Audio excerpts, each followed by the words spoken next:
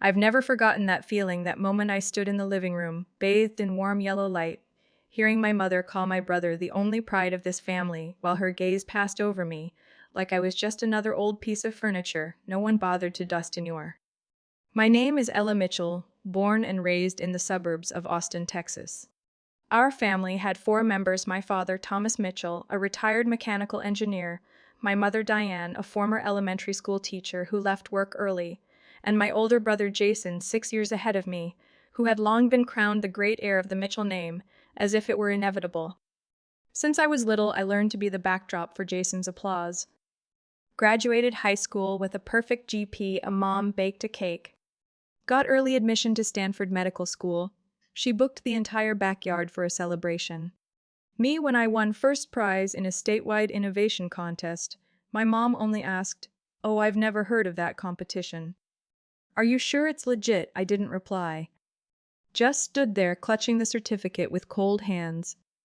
Jason always shined, always in the right place at the right time. Handsome, smart, articulate, everything adults expected from a successful son.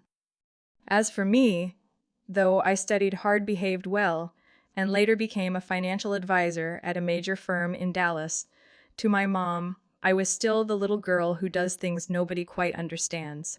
Maybe what she couldn't stand was the closeness between my dad and me in a way she could never reach. My dad wasn't great with words, but he always had a way of making me feel seen. Every Sunday morning, he'd invite me to tinker with the car in the garage, even if I just sat there listening to classic rock on the old radio. Whenever I received a college acceptance or work milestone, he was always the first to call and ask, "Did you celebrate? If not, I'll order pizza." When I moved to Dallas at 24, he drove the moving truck for 3 hours and stood by the window for most of the afternoon, checking the locks. I remember the way he gripped my hand before heading back to Austin. "No matter what happens, I'll always be here." My mom never liked that. No yelling, no obvious jealousy. She just ignored me. When Jason received his master's in orthopedic surgery, she called every single relative, even the ones who only showed up on Thanksgiving. When I got promoted to head of finance at a company worth tens of millions of dollars, she sent one line: "Congrats. Just don't overwork yourself." "You're not, Jason." I read that message while sitting in a meeting room, surrounded by cheers and pats on the back from colleagues. I didn't say a word. I never told anyone about that text. Just like I never told anyone that, on my 15th birthday, she forgot to do anything because Jason had an important doctor's appointment. I learned to swallow silence. From the outside, our family looked ideal. A red brick house with a wide porch, a neatly trimmed front yard, and family portraits hung in oak frames. But inside, I was the extra chair. The asterisk. That girl. One Christmas, I overheard my mom talking to my cousin in the kitchen. She laughed. "Ella always likes to play the good one. But if she lived a day in Jason's shoes, she'd understand what real effort looks like." I stood there holding a tray of freshly baked cookies, fingers trembling from the heat and from the chill inside. I didn't walk in. I stepped back as quietly as if I'd never been there at all. That feeling of being left out doesn't strike all at once. It creeps in through small emissions, one after another, like fine cracks on glass. No one sees blood, but at some point the glass shatters. So did I, quietly. I chose to leave home, keep my distance, build what people call independence, but was really my way of patching myself up. I carved out a life filled with tight schedules, healthy savings, and a 12th-floor apartment overlooking the Dallas skyline. But no matter how far I went, Jason's shadow and my mother's silence followed. Even from a different city, I still heard the same question every time I called home. "How's Jason?" As for me, "I'm fine. Thanks for not asking." What I didn't expect was that sense of exclusion one day. It wouldn't just be silence. It would become a blatant, cruel declaration made loud and clear: "We've decided. You're not welcome here." And when that moment came, it wouldn't just change the way I saw my family. It would change everything. My father had always been strong, the kind to fix wooden gates by hand, or climb the roof during storm season to check the antenna. But that day he collapsed in the backyard, clutching his chest, face pale, As wax, something inside me broke. Thankfully, it was just a mild heart attack. The doctor said he needed to change his diet, reduce stress, and focus on positive things. That line kept me awake for nights. I started thinking about his 60th birthday, just a little over a year away. A milestone that deserved more than fluorescent, lit dinners in our old kitchen. I wanted to do something that made him feel seen, not as a provider or husband, but as a man with dreams of his own. He used to tell me, even as a kid, about a little village called Vernazza in Italy, where his grandfather was born and left at 16. Though he'd never been there, he kept a wrinkled map in his wallet, like a quiet promise to the past. I made it my mission to fulfill that promise. For 2 years, I didn't buy a single designer item. I cut all my morning coffee runs, said no to every vacation invite. I opened a separate savings account, labeled Vernazza, transferring a third of my paycheck each month. After 23 months, the account hit nearly $60,000. I booked a villa in Monterosso, just under a 10-minute train ride from Vernazza. It was an old stone house tucked in an olive grove with a terrace, overlooking the Ligurian Sea. I hired a local guide, Signor Paolo, to take my father to the very home where his grandfather once lived. But I didn't stop there. I traced immigration records and connected with a distant branch of our family, still living near La Spezia, the Rossi family. One of them, Elena, sent me a black and white photograph with handwriting on the back, Antonio Rossi, 1912 before departure. It looked exactly like the photo my dad had kept for years, yet never knew who had taken it. I printed that photo on the invitation card for our trip, attached a handwritten letter, and one November evening, during dinner at my parents' house, I quietly slid it in front of my father. For your 60th birthday next June, we're going to Vernazza. Everything's arranged. He opened the letter and read every word, like he was touching a memory. When he looked up, his eyes were shimmering. You really went all out, sweetheart. Jason gave a half-hearted smile. His wife, my sister-in-law Amber, immediately asked whether Italian bathrooms were different from the ones in America. My mom stayed silent for quite a while, before finally speaking Italy. That sounds like a lot of work to prepare for. I didn't let it bother me. It was just another familiar reflex from her. But as the weeks went by, I started noticing strange signs. Every time I tried to go over details, flights, car rentals, Mom was suddenly too busy getting a haircut, meeting the gardening club, or doing church tax books. Jason replied to texts with vague lines, up to you. Let's talk later. I might not be able to get time off then. The sense that something was being hidden grew louder. I tried to push it aside because my dad remained excited. He called me weekly, told me he was learning Italian on an app, asked what shoes to pack for hiking hills. Each call with him was a dose of clarity that kept me going. By February, I finalized everything: Florence, Pisa, Vernazza, La Spezia, Rome. Flights, hotels, transfers, a traditional cooking class, even a portrait session in the Old Town. I shared a detailed itinerary with my family by email, complete with maps, costs, and guest list. Their response: silence. Not a single reply for 3 days. On the 4th day, Mom called me. Her voice soft like sea foam. Your father's been feeling a bit tired lately. I don't think it's wise for him to travel that far. I sat upright, gripping my phone tighter. He told me yesterday he's back to jogging again. Everyone experiences health differently. Anyway, we're considering a small celebration here in Austin, instead something cozy and close to home. It felt like I had just been thrown off a moving train. I'm sorry, what you know. Not everyone has the time or resources to fly to Europe. Your planning is your own choice. But as a family, we have another plan. That night, I called Jason. What's really going on? There was a pause. Then he said something that froze me. Stop pushing Ella. Mom's already made her decision. I didn't reply. I simply hung up, opened my laptop, and stared at my travel spreadsheet. Every word, every detail I had poured my heart into blurred behind tears. What I thought was a gift turned out to be just another excuse for them to shut me out again. I drove to the house on a gray Saturday afternoon, the Austin sky weighed down with low, angry clouds. Jason's car was parked in the driveway next to Aunt Margot's SUV, She never showed up unless something big was happening. No one told me there was a gathering. The odd feeling crept in the moment. I stepped onto the porch. The door was unlocked, voices murmuring inside. When I pushed it open, every head turned, like an understudy had just walked onto the wrong stage. Mom was at the head of the table, notebook open. Jason stood beside her with an untouched glass of wine. Amber and two relatives were nodding along to whatever conversation I had just interrupted. "Ella, we thought you were busy. So this is why no one replied to my messages for a week." I looked around. On the table were ivory-colored invitations that read Happy 60 the Thomas Mitchell. A whiteboard in the corner listed guests' menu and not a single word about Italy. Jason avoided my gaze. Amber buried herself in her phone.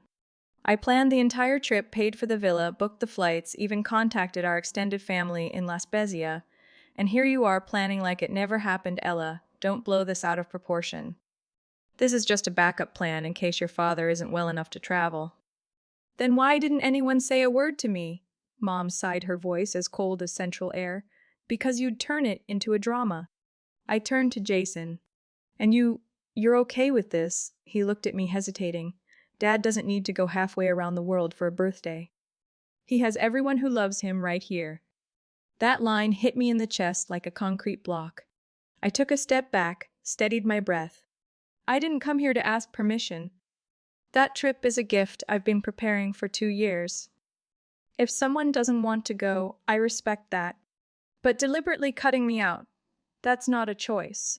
That's betrayal. The room froze. No one spoke.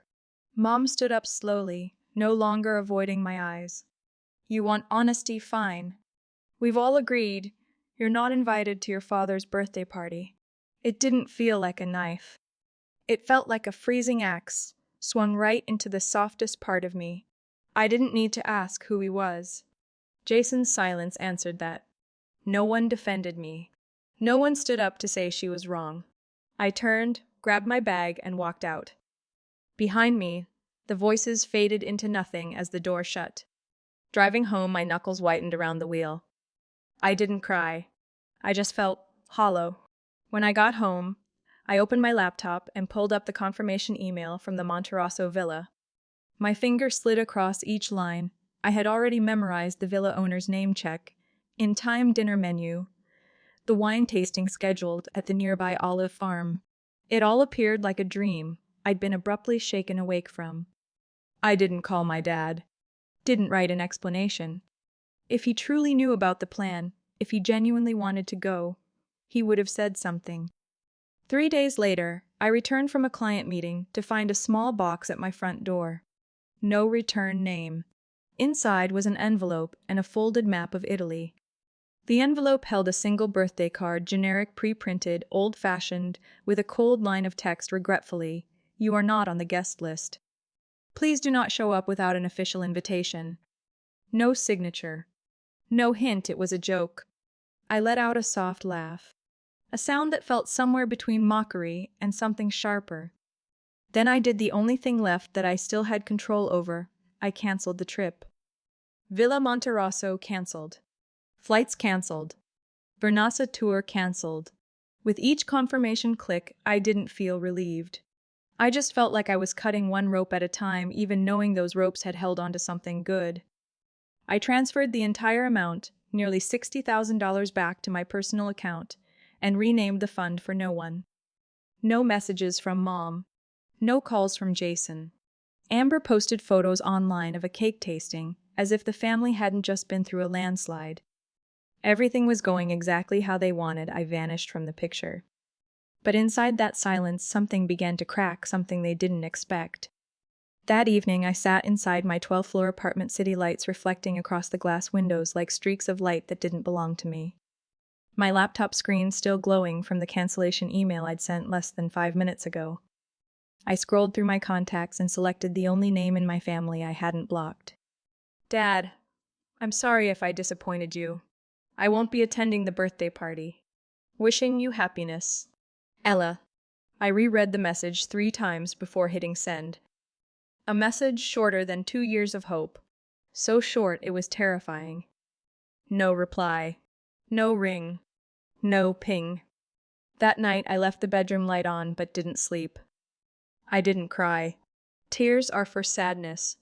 What I felt was fracture. 3 days later, I changed my door lock code. Cut ties with extended relatives, unfollowed Jason and Amber on all platforms, and blocked Mom's email. Silence became a wall. No one knocked. No one asked if I was still there. By Friday noon, as I was assembling financial reports for a client meeting, a strange email popped up. Sender d.mitchell@austinschools.net, Mom's old address, one I thought she deleted after retiring. Subject: don't make this worse. Body: you may not like how things were handled, but what's done is done. Don't create more mess by contacting your father. Let him be. No greeting. No name. Just a command wrapped in thin moral pretense. I didn't respond. I hit report as harassment. That night, I opened the cabinet and pulled out the Amarone wine I had meant to bring to Italy. Each twist of the bottle cap brought back memories of planning calls with the villa owner, messages from our relatives in Italy, those late nights learning the local language. All of it distorted now by public exclusion. Not because I planned it wrong, but because it didn't come from them. Because it wasn't controlled by Mom. Because it didn't count on Jason's scoreboard. By the third glass, I reopened the handwritten letter I once drafted for Dad, never sent. In it, I described the trip in detail, the emotion of finding Grandpa's photo, and the surprise plan to reunite him with our family in Vernazza. I folded the letter, pulled out a lighter. The paper burned gently in the kitchen sink, every word dissolving in silver smoke. The next morning, I left home early. Got a haircut. Booked a therapy session. I needed someone outside the bloodline whirlwind to help me remember I was still a person. That afternoon, I buried myself in work reviewing budgets for a hotel project opening soon in Denver. My mind sharp to the point of numbness, like I was living someone else's life named Ella. Saturday, I declined every reunion invitation. I went home, cooked simple pasta, played jazz, and read a book. Everything was in rhythm and breath, in order, just not in feeling. What surprised me wasn't the isolation. It was how quickly I got used to it. No more pretending at family dinners where I was treated like the emotional maid. No more saving face when Mom ignored my words in public. No more hollow comforts like "you're just too sensitive." I stopped answering calls from unfamiliar Austin numbers. Because I already knew if they really cared, they would have spoken up before I walked out that door. Not now. Not when silence needed smoothing. By Sunday night, I got a short email from Amber. Subject: Jason isn't okay. Body: Ella, I don't know how to start this. Jason found out Mom deleted your email to Dad. He didn't know the full extent. Now he does. He's falling apart. This isn't as simple as you think. I sat still for a long time after reading it. Not because Jason wasn't okay, but because Amber was the first person to admit I hadn't imagined it all. Less than 15 minutes later, a message appeared from a number I had once blocked. Do you have time? I need to talk. Jason. I waited a moment before answering. I set the phone aside, opened the balcony door, and breathed in the April night air, filled with the scent of mimosa flowers. The call came at 3:19 a.m. I ignored the first 3 rings. At the 4th, something nudged me. I got up, grabbed the phone, and saw 2 words on the screen: Jason calling. I didn't answer the call. The message came right after: short, but offbeat. Ella, I was wrong. Mom hid everything. Dad didn't know anything about the trip. Another message followed, longer. His words felt like convulsions spilling from his chest. She told Dad you refused to attend the birthday. Said you were too busy with work, that you didn't care. He believed her, there was no reason not to. But today, he found the handwritten letter you sent in Mom's drawer, along with the printed emails and the Italy trip map. He's at Uncle Dan's cabin now. No one can reach him. He's heartbroken, Ella. I stood frozen in the living room, the night pressing against the windows like a dark tide. How long had my father believed I had abandoned him? How many days had he lived, thinking his closest daughter quietly stepped out of his life because of a single lie I called back? Jason picked up almost instantly. Ella, tell me everything. Every detail. Don't leave anything out. His voice was hoarse, stripped of its usual confidence. Dad came home early from his health checkup, went to the study looking for his medical notes. Found the folder with your letters. The photo of the Monterosso villa. Your sealed, handwritten note. And what did Mom say? She stuttered. Changed her story 3 times. First said you sent it but changed your mind. Then claimed you were being dramatic. Then she shifted to everyone's tired, we can't cater to one person who only cares about planning events. What did Dad say? He left the house right after. Didn't tell anyone. Took nothing but the cabin keys. I hung up after Jason sent me the GPS location. Uncle Dan's cabin right by Lake Belton, the place we used to camp when we were kids. My car pulled out of the garage before sunrise. I didn't think, I just drove. The headlights sliced through the fog. The highway was empty, like the whole world was still asleep. I didn't need music. Didn't need comfort. I just needed to see my father, the man who'd been living beneath a web of lies spun by those closest to him. I arrived at 6:30 a.m. The lake shimmered under a blanket of mist, its surface still as glass. The wooden cabin sat quietly among pine trees, its faint light flickering from inside. I didn't knock. I walked straight to the porch. He was sitting there slightly hunched, holding a cold cup of coffee. The breeze tousled his graying hair. Dad. He looked up. His eyes were red, slightly swollen, but not angry. Not resentful. Ella! Nothing more. I stepped closer, sat beside him, close enough to hear the heaviness in his breath. We stayed like that for a long while. Only the wind sighing through the trees and the soft ripple of water beneath the dock. Finally he spoke. I thought you left because you didn't need me anymore. I turned to him. The face that used to be my safest place now carried doubts planted by a woman he had loved for over 35 years. I wrote letters, sent itinerary drafts. No one responded. I thought your silence meant you chose them. He nodded slowly, not denying it. Your mom said you found the family exhausting, that you only cared about your career. She was so sure. Jason didn't explain anything either. I believed her, because part of me was afraid that if I didn't, I'd feel like a failed father. I clenched my hands, not out of anger toward Mom, but out of grief for the man who once stood so strong, now trembling like a child lost in the dark. I told him everything: the villa in Monterosso, the Vernazza tour, the schedule to visit relatives, the cooking class. Every detail I had quietly planned as a gift for him. I didn't need recognition. I just wanted for you to walk the land of your grandfather, to see our history through your own eyes. He buried his head in his hands. A while later, he looked up, his eyes reflecting something both pained and resolute. We'll still go, if you still want to. I was stunned. But the birthday party, if a party has to be built on lies, it's not worth attending. We didn't need to say much more.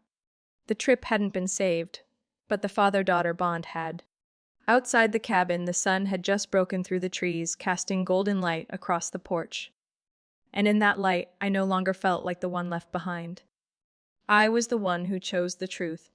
By Tuesday afternoon, Dad's Ford pulled up in front of the white brick house at the end of Maple Ridge. Jason was already waiting, his usual confidence replaced by unease, biting his nails before even stepping inside.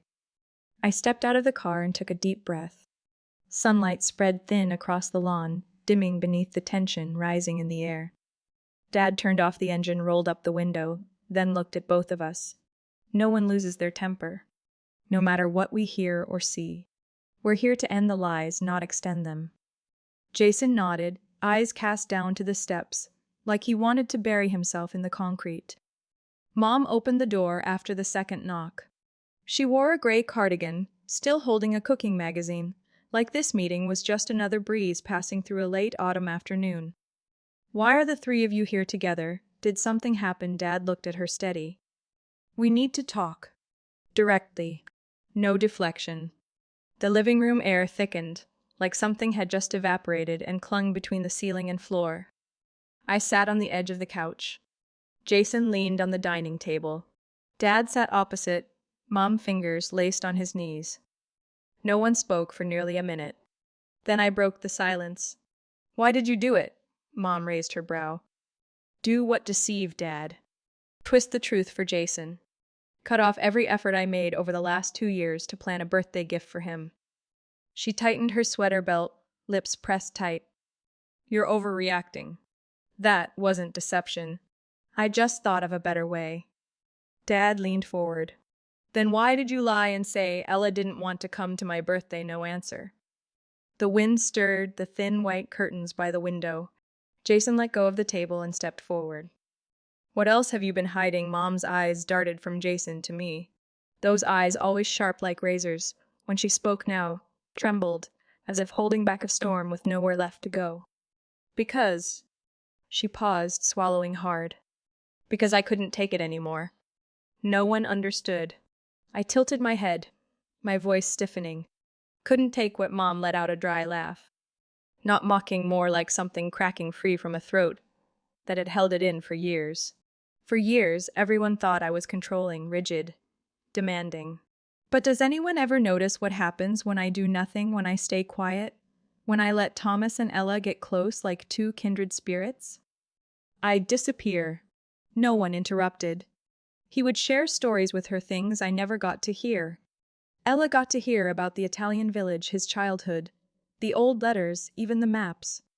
And me, I was the one clearing the table, after every dinner for 3. Dad sighed, his voice lowering. Diane, I never meant to exclude you from those things. Mom turned to him, a twisted smile on her face. But it happened. And you didn't see it. No one did. Jason was the perfect career. Ella was the one who understands Dad best in me. I was the party planner. The one who handled menus. Who licked the stamps for the invitations. I sat still for the first time, realizing her anger didn't come from selfishness, but from feeling forgotten. Jason stepped back, leaned against the wall, eyes closed. Dad stood up. I'm sorry. For not seeing it sooner. But what you did. Diane, you turned your own children into tools to protect a sense of lack. Mom collapsed into a chair, her fingers twisting the tablecloth like she could tear it apart to quiet the scream inside her. I took out a piece of paper from my coat pocket, proof of all the canceled payments. I placed it in front of her. This is everything I had to give up. Not because I wanted to, but because I was pushed out of a picture I was the one who painted. No one said anything. Finally, Mom spoke, her voice barely audible. I need help. I don't think I'm in control anymore. Dad turned to Jason and me. We'll make arrangements. Family therapy. Individual therapy for your mother. And I'll move into the small apartment near the old campus, at least for a few months. No objections. No tears. Just the bare truth, unshielded. As we left the house, I turned around for one last look. The white brick home looked the same as always, except this time the paint outside was no longer enough to hide what had rotted inside. The tickets were booked on a rainy night in mid-May. No printed plans, no color-coded charts taped to walls, just a confirmation email with the words Florence round trip, 2 passengers sitting quietly in my inbox. I read it 3 times, then moved it to my priority folder. No expectations. No need for recognition. 3 days later, Dad called me from his small apartment near the college campus where he used to teach. Just tried pronouncing Gracie and nearly bit my cheek, he chuckled. I'll handle the talking, you just enjoy the view, I replied, my voice lighter than usual. We agreed not to tell the rest of the family until we returned. No photos. No social media. This trip was just for the 2 who had been hurt in the same quiet way, misunderstood, cast out of a story they once belonged to. We landed at Peretola Airport just after the rain stopped in Florence. The scent of wet earth and cypress, mixed with the breeze from Tuscany, stunned me for a moment, like walking into a family diary that had never been written. The rental Fiat was waiting in the lot. I drove. Dad opened a paper map even though his phone had GPS. Maybe he just wanted to hold something old, something real. The first 3 days in Lucca passed slowly, like church bells drifting over red-tiled roofs. We walked the morning markets, bought warm focaccia and black olives, drank espresso standing at the counter like locals. No one mentioned Mom. No one brought up Jason. Our conversations centered around a black and white photo of Grandpa from 1912, how he arrived in Texas, and the time Dad dropped his wedding ring in the kitchen and kept it secret for 2 weeks. On the fourth day, we reached Vernazza. The Rossi ancestral village appeared around a bend, like a postcard pastel homes, leaning into each other like old friends sharing stories under a tree. I had already contacted Signora Elena Grandpa's distant cousin's granddaughter. She met us in the town square holding a bouquet of dried lavender and smiling like the noon sun. Antonio Rossi. S.S.E.E. Yaggiatore, she said in Italian eyes, bright. I translated, for Dad Grandpa is remembered as the man who went to seek his fortune. She led us to the family's old house, where a stone wall still held the inscription R1897, beside a narrow window. Dad placed his hand on the center brick, rough, cold, and trembling beneath his palm. "This is where Grandpa used to sit and read letters, right?" he asked. Elena nodded, then handed over an old envelope wrapped in linen. "Found this in the attic drawer last year. We thought, maybe it belonged to your family." Inside were 3 letters written in Italian. The cursive script, delicate as silk, signed Antonio. One of them mentioned Thomas isn't born yet, but if he's a boy, teach him to stand on his own. Dad said nothing. He just nodded slowly as if each word was soaking into his skin rather than passing through language. That afternoon lunch was served beneath the grapevine, in the backyard, fresh tagliatelle, pasta, cherry tomatoes, pecorino cheese, and red wine from the garden. We dined with Elena's family, the descendants of those who had stayed when Grandpa chose to leave. That evening, Dad and I walked along the cliffs. The waves crashing below sounded like ancient whispers echoing back. I used to think some things should only exist in imagination. But now that I'm here, I'm afraid beautiful memories can hurt just as much. Dad looked out at the sea and said quietly, "Sometimes what we need isn't an answer. It's the chance to ask again what we once forgot." I didn't reply. We just kept walking, letting the wind carry the rest. On our last day in Italy, Dad and I visited a small church where the Rossi name was still carved into an old gravestone.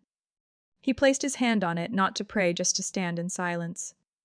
When I turned back, he whispered, "Thank you. Not for the trip, but for not giving up on me even when I thought you did." We left Italy after 10 days. On the flight back to Texas, Dad fell asleep by the window, a soft smile on his lips. I looked at him, then quietly changed my phone background to the photo of him touching the ancestral stone. No one else needed to understand. This trip wasn't meant to be shared. It existed like a delicate stitch after a storm not visible, but the reason the house still stood. Back in Austin, I unlocked my apartment, with my left hand still holding the leather bag Dad brought me as a gift, handcrafted in Florence dark brown, like the earth after rain. No one was waiting inside. No dinner was ready. But I felt light. During the 3 weeks I was away, I didn't check work emails. I didn't respond to the family group chat. The calls from Mom showed up as notifications, but I never picked up. The next morning, Jason knocked on my door with 2 coffees and a bag of cream-filled pastries from the old shop on 6th Street. "Welcome back to the States. These aren't from Vernazza, but they're worth eating." I took the coffee. Silence stretched between us. He sat in the armchair by the window, eyes no longer dodging mine. "Mom's going to therapy regularly. Dad hasn't moved back in.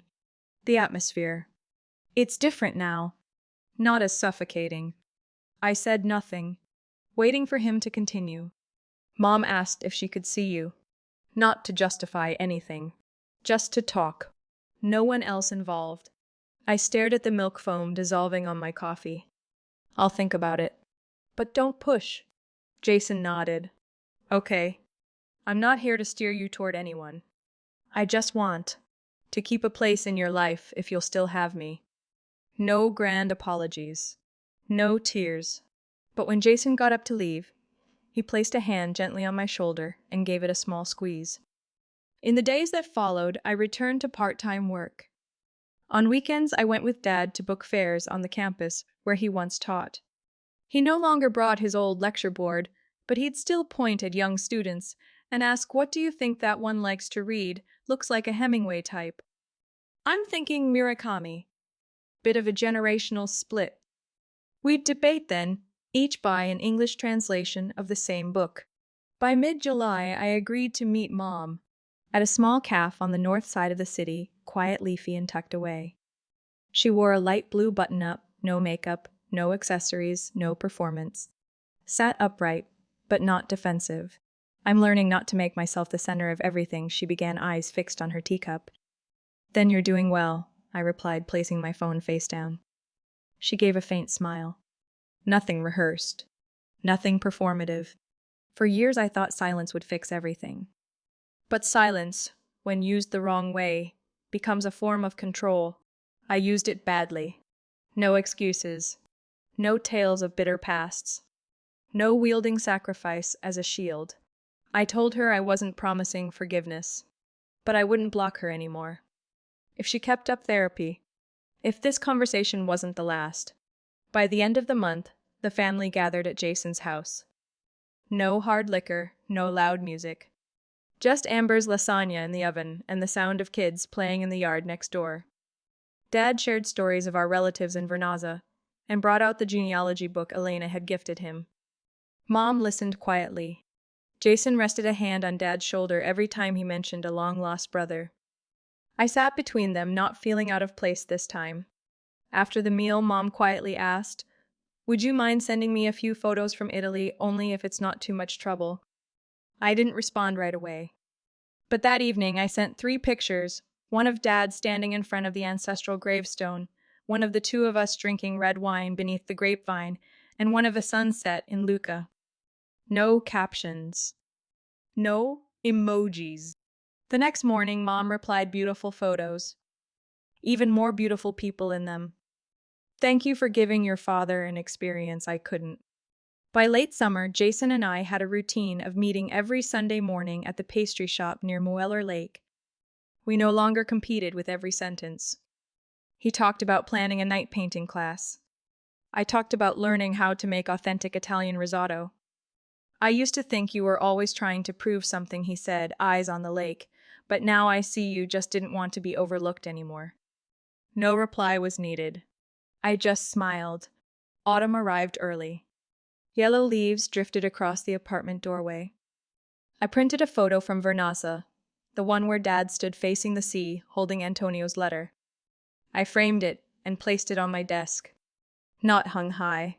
Just enough to remember that sometimes real connection isn't born of blood, but of the decision to hold on to each other after everything has fallen apart. Ella's story is a powerful reminder that family isn't always a guaranteed safe place. Sometimes it's a journey rebuilt from broken pieces. After all the hurt, she didn't choose bitterness. She chose conversation, healing, and clear boundaries. In real life, some blood ties only become healthy through the courage to step away at the right moment and the commitment to rebuild on honesty. Kinship isn't measured by genetics, but by the decision to stay, to be kind, even when the past has left scars. What do you think about Ella's choice and the way she faced her family? What would you do if you were in her place? Share your thoughts in the comments below, and don't forget to follow the channel for more real-life stories about family and resilience.